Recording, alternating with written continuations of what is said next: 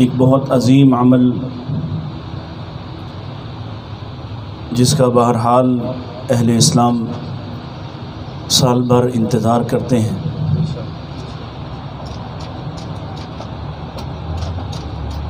اللہ تعالی ہم سے اس عمل کو قبول فرما لے. آمین ثم آمین ثم آمین آمین. جیسے ہی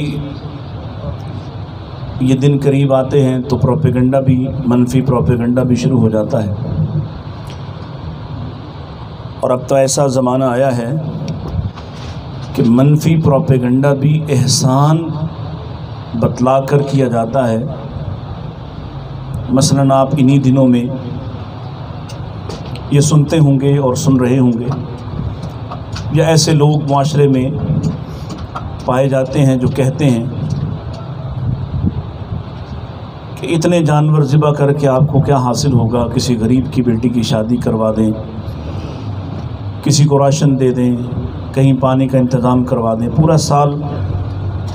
پورا سال جب یہ لاکھوں کروڑوں روپے اپنے فنکشنز پہ، اپنے ذاتی معاملات پہ، اپنے کھانے پینے پہ خرچ کرتے ہیں تو ایسی کوئی بات نہیں ہوتی. لیکن ان دنوں میں جیسے ہی قربانی کا سلسلہ شروع ہوتا ہے تو یہ آوازیں بھی بازار میں بلند ہونا شروع ہوتی ہیں اور اپنے اپنے چورن بیچنا شروع کرتے ہیں. دوسری طرف قربانی کرنے والے مسلمان دن بدن اس عمل کے ساتھ ان کی جو جذباتیت اور جو فکر وابستہ ہونا چاہیے تھی اس کی حالت بھی پتلی ہوتی جا رہی ہے. قربانی کرنے والا، اس کے جو مقاصد ہیں وہ بدلتے جا رہے ہیں. مثلاً کل پرسوں مجھے کسی خاتون نے ایک سوال بھیجا اور پوچھا کہ اگر پورا سال ہم بکرے کا گوشت پسند کرتے ہیں تو قربانی کے لیے گائے کو منتخب کیوں کریں؟ صرف اس لیے کہ گائے کے حصے میں یا گائے قربان کرنے میں گوشت زیادہ آتا ہے. ایک صالح فکر خاتون ہے، اس کو یہ فکر ہوئی کہ پورا سال تو آپ بکرا پسند کرتے ہیں اور اس وقت آپ قربانی گائے کی دیتے ہیں صرف اس لیے کہ گوشت زیادہ آتا ہے. بہرحال میں نے جواب عرض کیا اور آپ سے بھی یہ شیئر کرنا چاہتا ہوں کہ اگر کوئی اس بنیاد پر گائے قربان کرے کہ گوشت زیادہ آتا ہے تو گویا اس نے اپنی قربانی کو ضائع کر دیا. ہاں، اگر اس بنیاد پر اور اس نیت سے قربانی کرنا چاہتا ہے گائے کی یا اونٹ کی کہ اجر زیادہ ملتا ہے تو بہرحال مستحب ہے، بہتر ہے، فائدہ مند ہے. الغرض اسی طرح کی بے شمار چیزیں ہیں جو قربانی کے ساتھ جڑ گئیں، اور ہم نے سمجھا کہ جو مال ہم قربان کرتے ہیں یا جو تھوڑا بہت سال بعد اپنا پسنداز کیا ہوا، ہم 1 جانور 2 جانور 4 6 10 20 جتنے بھی قربان کریں، اس کو قربان کرنے کے مقاصد کیا ہیں؟ تشہیر اس وقت عروج پہ ہے.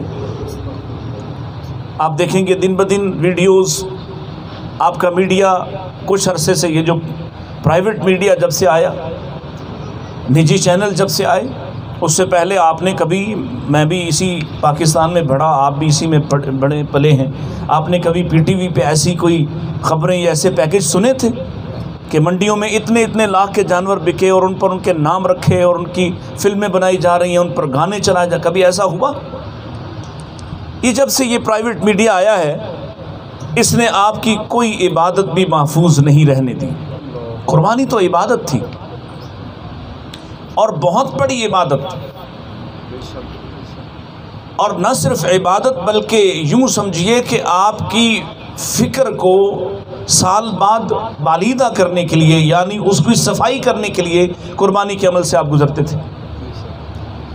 ایک کمزور آدمی بھی پیسے بچا کے یا اپنے ہی گھر میں کچھ پال کے بکری کوئی بھیڑ پال کے قربانی کے عمل سے گزرتا تھا، اب یہ کوئی 20 سال کا دورانیہ ایسا آ گیا درمیان میں کہ اس نے ہم سے ہماری عبادات بھی چھین لی اور اس کا لطف بھی چھین لیا، اس کے مقاصد بھی چھین لیے۔ یہ عمومی باتیں ہیں جو آپ سنتے سناتے رہتے ہیں، اور مجھے کرنل صاحب یہاں پہ عمومی باتیں کرنے کے لیے نہیں بلاتے، انہیں پتہ ہے کہ یہ ادھر میرا بھی کچھ ہلا ہوا ہے کہ میں کچھ عموم سے ہٹ کر کہتا ہوں۔ کیا مطلب ہے؟ اللہ تعالیٰ کیا چاہتے ہیں جب وہ ایک طرف یہ اعلان کر رہے ہیں لَن يَنَالَ اللَّهُ لُحُومُهَا وَلَا دِمَاؤُهَا وَلَٰكِن يَنَالُهُ التَّقْوَىٰ مِنكُمْ، نہیں چاہیے تمہارا گوشت، نہ مجھے آتا ہے نہ پہنچتا ہے، نہ میرے کسی کام کا ہے، نہ اس کی کوئی حاجت ہے، نہیں چاہیے تمہارا بہایا ہوا خون، اس کو کیا حاجت ہے اس بات کی؟ ہاں وہ اگرچہ اس کو پسند کرتا ہے کہ جب تم اس کے لیے خون بہاتے ہو تو اسے اس عمل کو بہت پسند کرتا ہے۔ خون بہانے کے مقاصد کیا تھے؟ اس کو کیا جاتا ہے؟ وَلَٰكِن يَنَالُهُ التَّقْوَىٰ مِنكُمْ، وہ جو نیت، ارادہ کیا تھا؟ کیا ارادہ تھا؟ گوشت جمع ہو جائے۔ اچھا یہ بھی آج سے 20 سال پہلے چلے جائیں، 20 سال پہلے یہ نوجوانوں کو نکال کے جو میری عمر کے یا مجھ سے بڑے ہیں وہ ذرا مجھے بتا دیں کہ کس گھر میں یہ پلاننگ ہوتی تھی، مہینہ پہلے تیاری ہوتی تھی کہ کہاں کس طرح سے گوشت سیو کرنا، محفوظ کرنا، جمع کرنا۔ کس گھر میں، کس گھر کی عورتیں 15-20 دن پہلے بازار مارکیٹ جاتی یا پروگرام دیکھنا شروع کرتی یا کوئی پلاننگ کرتی تھی کہ فلاں طرح سے کھانے بنائے جائیں گے، ہم وہ سیکھ رہی ہیں۔ سارا معاشرہ ہی بدل گیا، سبھی بدل گئے۔ بلکہ اگر آج ہم نے کہا کہ یہ دین نہیں ہے، 3 حصے نہ کرو تو ٹھیک ہے نہ کرو، لیکن تم نے چلو کچھ روایات سے اپنی اقدار سے لیتے تو شاید فائدے میں رہتے، کہ ہم نے اپنے بچپن میں دیکھا کہ انہیں دین کا تو شاید کم پتہ تھا، لیکن اس دین کی جو فکر اور جو فلسفہ تھا شاید اس کا ہم سے زیادہ پتہ تھا۔ وہ اپنے لیے ایک حصہ رکھتے، ایک حصہ اپنے رشتہ داروں پہ قربان کر دیتے، اور ایک ان ناداروں کے گھر پہنچا دیتے جو ان کے گھر مانگنے نہیں آتے تھے، یہ خود ان کے گھر پہنچا دیتے، اور وہ ایک حصہ ایک سے زیادہ 1 دن یا 2 دن زیادہ سے زیادہ پکا لیتے کہ جمع کرنے کی اتنی سہولیات ہی نہیں تھی۔ اب یقین کیجئے میں نے جمعے میں بات کیا کہ ایک گھر میں میری انہوں نے دعوت کی اور میں عید کے کوئی 8 ماہ بعد ان کے شاید گھر گیا ہوں گا، کھانا کھلا کر بڑے فخر سے انہوں نے کہا پتہ ہے آپ کو یہ گوشت کون سا ہے؟ تو میں نے کہا جی مجھے تو نہیں پتا، مجھے تو بکرے کا ہی لگا ہے۔ انہوں نے کہا نہیں، یہ قربانی کا گوشت ہے جو ہم نے آپ کے لیے سنبھال رکھا تھا۔ میں نے کہا آپ نے مجھ پر بڑی محنت مشقت کی اور بڑا احسان کیا کہ 8 مہینے گوشت سنبھالے رکھا، آپ اس کو کہیں کسی نادار پہ صرف کر دیتے، دے دیتے جس کے گھر میں کھانا نہیں پکتا، تو شاید یہ مجھے کھلانے سے بڑی نیکی ہوتی۔ یہ جو سارا ماحول بدلا ہے، سبب کیا ہے؟ ابھی ہم نیچے بیٹھ کے کچھ اسباب آپس میں مباحثہ کر رہے تھے کہ ہوا کیا ہمارے ساتھ، ہو کیا رہا ہے، ہم ایسے غافل کیوں ہو گئے، ہم ایسے اس طرح سے خوابیدہ کیوں ہیں، اس طرح سے غافل کیوں ہو رہے ہیں؟ ہمارا اوپر والا طبقہ وہ ہم سے کہیں زیادہ، اور ہم سے نیچے والے ہم سے کہیں زیادہ، اور ہماری اپنی کوئی مثال نہیں۔ قرآن مجید کیا کہتا ہے؟ لن تنالوا البر حتى تنفقوا مما تحبون، تم نیکی کو پہنچ ہی نہیں سکتے، تم سے نیکی ہو ہی نہیں سکتی، یعنی وہ نیکی ہی نہیں ہے۔ حتی تنفقوا مما تحبون، جب تک کہ تم جو محبوب ترین ہے اسے خرچ نہ کر دو۔ اب آپ بتائیے کہ سب سے محبوب آپ کے پاس کیا ہے؟ ایک آدمی کے پاس سب سے زیادہ محبوب چیز کیا ہے جسے وہ خرچ کرے تو اللہ راضی ہو، خوش ہو؟ کون سی چیز ہے وہ؟ مال؟ مال تو ابھی آپ باہر کوئی بازار میں چیز لینے جاتے ہوں تو بڑے تربیت یافتہ نوجوان یہاں گھومتے ہیں، 1 منٹ میں آپ کی بغل میں پستول رکھتے ہیں اور کہتے ہیں لاؤ جو کچھ ہے دے دو، تو آپ اپنا مال بچاتے؟ بولیے، آپ کو میری آواز سمجھ آ رہی ہے؟ بات بھی سمجھ آ رہی ہے؟ تو جواب دیجئے، کیا کریں گے اگر ایسا اللہ نہ کرے ہو جائے تو آپ کیا کرتے ہیں؟ آپ اپنے بچوں کو، اپنے گھر والوں کو تربیت دے رہے ہوتے ہیں، اگر ایسا ہو جائے تو سب کچھ دے دینا، مزاحمت نہ کرنا سکھا رہے ہوتے ہیں۔ حالانکہ نبی کریم صلی اللہ علیہ وسلم نے ارشاد فرمایا من قتل دون مالہ فہو شہید، جو اپنا مال بچاتے ہوئے بھی مارا جائے وہ شہید ہے۔ لیکن یہ شہادت میں آپ میں سے کوئی بھی تیار نہیں ہوگا کہ کسی ڈاکو کے ہاتھوں مارے جائے۔ ہم کہتے ہیں یار سب کچھ دے دینا، اسی میں کامیابی ہے۔ گویا مال آپ کو اپنی جان اور ذات سے عزیز اور محبوب نہیں ہے۔ اولاد، یہ بھی ایک کہنے کی بات ہے کہ آدمی کو اپنی اولاد اپنے آپ سے بھی بڑھ کر عزیز ہوتی ہے، نہیں ہوتی۔ آپ کے سامنے ایسے سینکڑوں کیسز موجود ہیں جہاں لوگ اپنی خواہشات کے پیچھے اور اپنی خواہشات کے کرنے کے لیے اور ان کی فلفلمنٹ کے لیے اپنی اولادوں کو بھی قربان کر دیتے ہیں، اپنے رشتوں کو قربان کر دیتے ہیں۔ دنیا میں کوئی چیز انسان کو اس کی ذات اور اس کی جان سے بڑھ کر نہیں ہے، کوئی چیز۔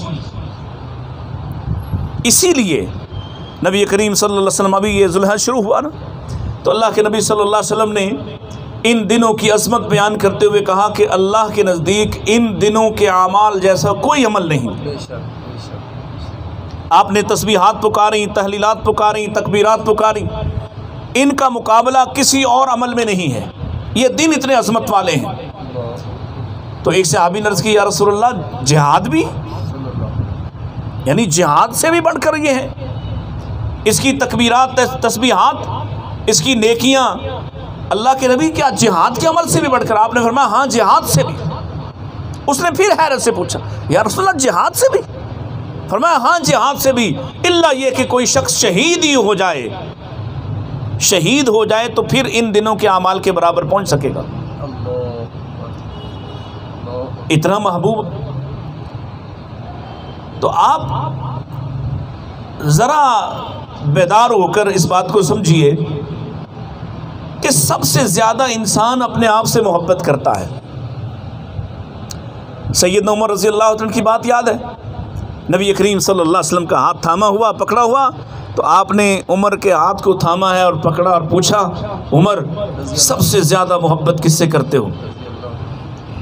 عرض کرنے لگے اللہ کے نبی اپنے بعد سب سے زیادہ آپ سے محبت کرتا ہوں، اپنے بعد۔ آپ نے فرمایا ابھی تو پھر مومن ہی نہیں ہو سکے، ابھی مومن ہو سکے۔ ویسے میں اور آپ اپنے آپ سے پوچھیں کہ ہم بھی کیا اپنے بعد محبت کرتے ہیں رسول اللہ سے یا اپنے سے پہلے کرتے ہیں؟ یہ ایک ٹیسٹر ہے، ایک چیک پوائنٹ ہے، چیک کیجئے۔ اللہ نہ کرے میری بات صحیح ہو، ہم سب ناکام نکلیں گے۔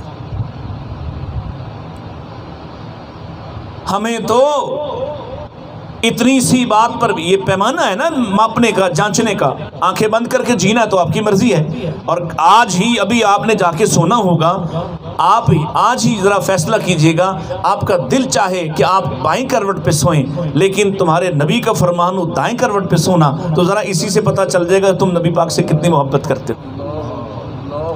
تمہیں نیند نہیں آتی بائیں کروٹ نہ سو تو، تمہیں نیند نہیں آتی الٹے ہو کر نہ سو تو، تمہیں نیند نہیں آتی اگر تم وضو، کہتا ہے چائے پی کے نیند نہیں آتی تو پھر وضو کر کے بھی نہیں آتی۔